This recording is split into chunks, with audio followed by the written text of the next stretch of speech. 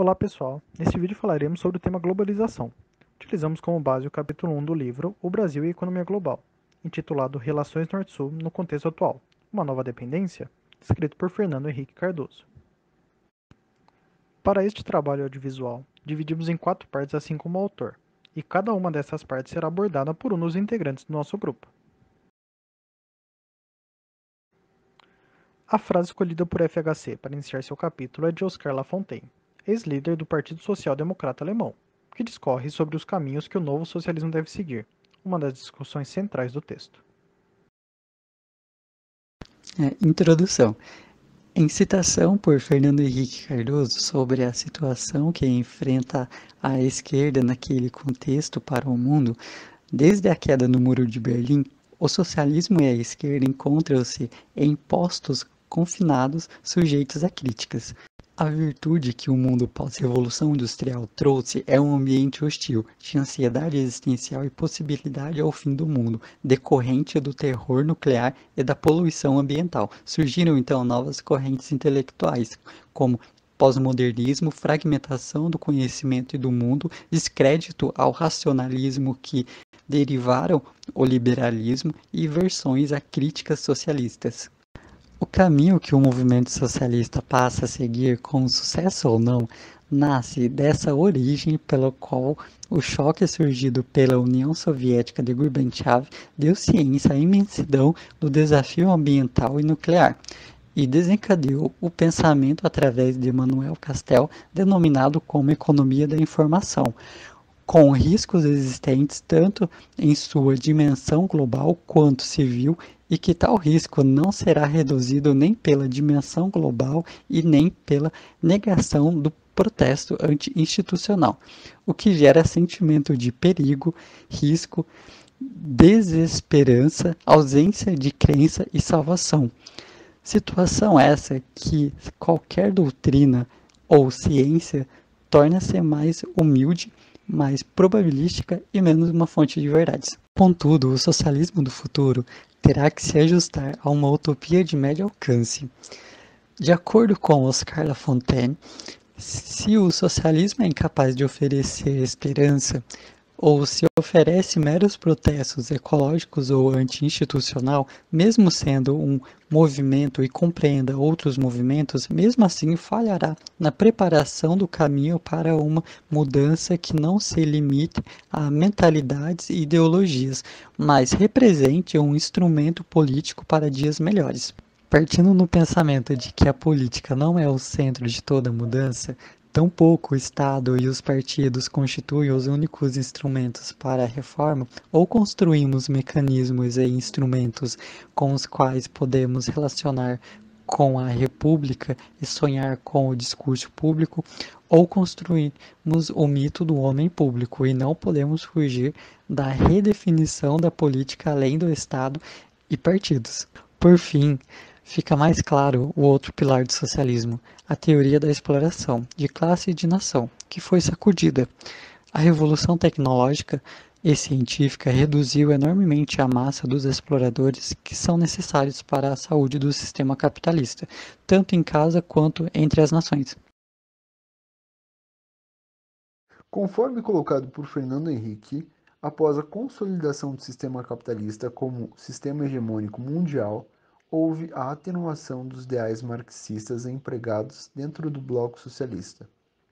Um dos principais responsáveis por auxiliar com a atenuação desses ideais foi Gorbachev, pois o mesmo reconhecia que a guerra nuclear não mais representa a Clausewitz, mas sim o extermínio da humanidade, e que o centralismo, qualquer que seja a sua forma, mina a criatividade e impede o progresso técnico. Sendo assim, o início do processo de globalização é marcado por uma série de transformações que levam ao entendimento de que o sistema de segurança deve ser coletivo, e motivado não pelo temor da ameaça de que um bloco possa representar para outro, mas sim pelo temor ao fim do mundo. Além do mais, com o avanço do processo, ocorre no mesmo período a instauração de um novo modelo de organização social. Neste, as ordens institucionais, funcionalmente distintas entre si, passam a se interrelacionar de uma forma altamente hierárquica sob o papel do Estado.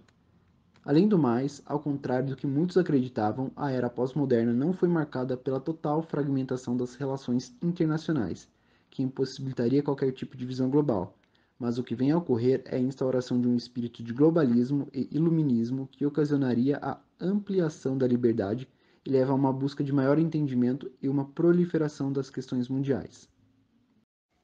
Tais mudanças intensificadas pelo globalismo promoveram a revolução do nosso século, quando tivemos o casamento da ciência, tecnologia e liberdade, da universidade, empresa e autoridade pública. Contudo, esse casamento foi impulsionado por conta das grandes revoluções tecnológicas que extravasaram os limites da fábrica e ocasionaram alterações na organização social.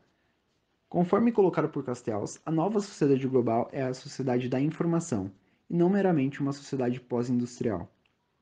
A revolução contemporânea alcança além da cadeia de produção e extingue modelos como Fordismo e Toyotismo, revoluciona a indústria e também o lado individual dentro da nossa sociedade, não somente através de novos métodos de gerenciamento, mas também através da criação de grandes redes de comunicação de massa, sendo não apenas através dos meios de comunicação eletrônicos convencionais e não convencionais, mas somados à proliferação das grandes firmas manufatureiras, bancos e companhias, as quais, por sua vez, formam a base de uma economia globalizada, viabilizada através da união da ciência, tecnologia e liberdade. Ao falarmos das economias centralmente planejadas, podemos perceber que entram em colapso por serem incapazes de absorver as mudanças constantes e estarem impossibilitadas de estabelecerem as condições necessárias à evolução desse novo espírito.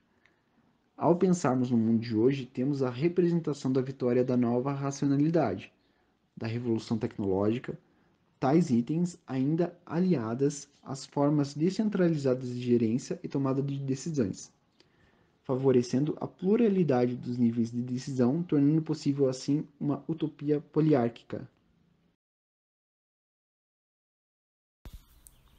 E quanto ao Sul? A grande transformação que gerou a economia da informação acabou por não alcançar o planeta como um todo. Houve um efeito reverso, pois além de moldar novos blocos econômicos e destruir hegemonias, resultou também em uma desintegração do terceiro mundo. Ou seja, essa revolução democrático-tecnológica fez com que emergissem entidades políticas poderosas, como Estados Unidos somados a Canadá e México, como a Comunidade Econômica Europeia e algumas parcelas do Oriente. Porém, houve uma fragmentação daquilo que era denominado como terceiro mundo, ao longo de algumas linhas de ruptura. Alguns países que eram parte do terceiro mundo hoje já podem ser considerados como economias de quarto mundo, caracterizadas por extrema carência, fome e desesperança. Porém, outros países deste grupo fizeram-se incluir como parte da economia global. A exemplo disso, tem-se países recentemente industrializados da Ásia e outros países que encontraram nichos na economia global. A exemplo disso, tem-se Chile, a Colômbia e alguns países produtores de petróleo. Além disso, tem o exemplo do Brasil e de outros países continentais, nos quais conseguem recursos necessários para não se tornarem parte do quarto mundo, porém não conseguem saltar efetivamente para a integração da economia mundial. Com isso, tem-se um alarmante fenômeno acontecendo.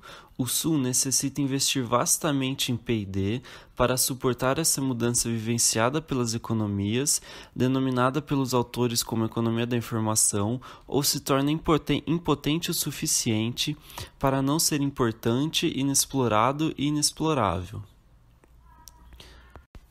Dessa forma, existe uma dupla ameaça no Sul, pois ele é incapaz de se integrar buscando apenas seus interesses, como também é incapaz de evitar ser integrado apenas como servo das economias ricas.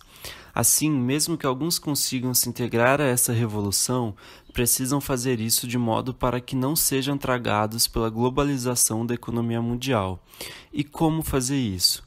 Realizando uma política industrial apropriada, uma política seletiva de abertura de mercados, uma política educacional integrativa, além de uma política de ciência e tecnologia que consiga efetivamente sustentar o crescimento econômico. Juntamente a um outro problema que se dá por conta de que a abundância de terras, de recursos minerais e de mão de obra barata, que era a grande vantagem comparativa do Sul, já não é mais tão importante. Assim, os países que detinham apenas disso sentem ainda mais o efeito negativo da Revolução, se aproximando do Quarto Mundo. A relação de dependência entre Norte e Sul passou por uma substancial mudança, pelo fato de que determinadas áreas não são tão importantes para a economia global e, em algumas economias do Sul, o desafio envolve toda a sociedade, ou seja, o Sul necessita a construção de um novo tipo de sociedade, pois as velhas relações de dependência não são suficientes para corrigir a deterioração nos termos de troca. Quanto ao futuro para o Sul, o autor indica que um futuro digno será possível somente se houver um avanço na educação, um Estado mais bem estruturado, além de melhor produtividade do capital humano, juntamente com um grande avanço tecnológico, sendo que esse último fator se dá pela tecnologia da informação, consciência ambiental e novas formas de organização. Portanto, é necessário também uma democratização da sociedade e do Estado, pois para resultar em inovações precisa da junção da produção, da universidade e da sociedade.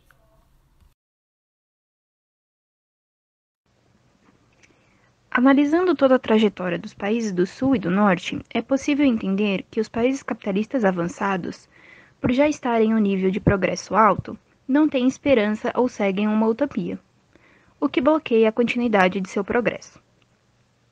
Nos países do Sul, a prioridade deve ser conferida à reforma da sociedade civil. Sua integração positiva com a economia mundial não será possível de outro modo. O progresso, esperança, welfare state, socialismo democrático, social-democracia, não é consequência necessária e nem a única maneira de alcançar a democratização da sociedade e do Estado. Ainda assim, são opções válidas, desde que atualizadas de forma correta. A partir do desafio da modernidade e a impressão de que o mercado e a razão estão ligados, a preocupação política em grandes áreas do Sul é de que a reação contra a desigualdade ocorra somente através da consolidação da vontade nacional, apoiada sobre a fortaleza do Estado. Sempre que a ideia anterior encontrar base para a propagação através da fé, como no Islã, a regressão cultural pode ser apresentada como uma forma de progresso. Em muitos lugares do Sul, a falta de esperança faz com que se busque uma solução a partir de teses salvacionistas. Essa forma regressiva, se não é capaz de balançar as fundações do mundo moderno, com certeza suga muita energia humana. E não se espera outro resultado do que a paralisia de muitos setores do Sul, que, ao invés de procurar formas corretas para solucionar seus problemas, acabam por desenvolverem ideologias regressivas. Esses movimentos regressivos criam apenas matrizes de contracultura e fazem com que seja necessário a redefinição da questão da dependência dos países do Sul em relação aos países do Norte, não sendo por vias centralizadas que virá o desenvolvimento, pois este nunca irá superar o capitalismo, e sim pela cooperação entre o terceiro e o primeiro mundo. Quanto à ideologia socialista, é necessária uma ótica global para tratar as questões comuns, como o meio ambiente, a pobreza e a reconstrução das sociedades subdesenvolvidas. Por fim, a pobreza do terceiro mundo e o retrocesso cultural trará impactos para todo o mundo por meio de migrações em massa, terrorismo e nações autoritárias. O novo socialismo deve buscar renovar o relacionamento Norte e Sul. Assim como o fim da Guerra Fria foram unidos o Ocidente e o Oriente, será por meio do diálogo que virá a superação da pobreza e do esquecimento dos países mais pobres. Obrigado pela atenção de todos.